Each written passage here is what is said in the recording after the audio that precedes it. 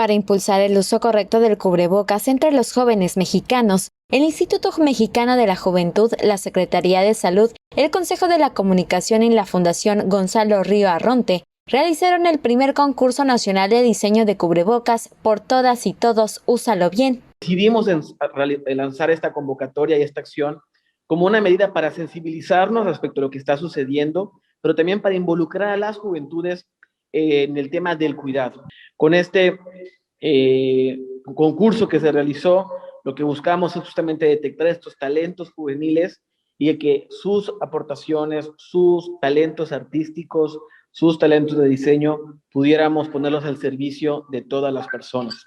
Los 1,447 diseños inscritos participaron en las 3 diferentes categorías, destacando jóvenes de Ciudad de México, Colima, Guerrero, Guanajuato, Puebla, Tlaxcala y Yucatán.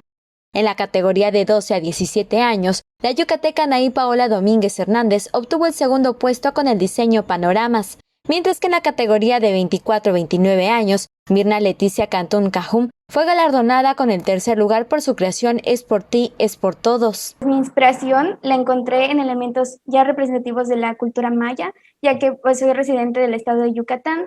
Elegí la representación de la deidad Kukulcán como símbolo de fuerza y unidad, así como ya mencionaron, añadiendo algunos elementos de bordado de punto de cruz, también representativos en lo que es la cultura yucateca.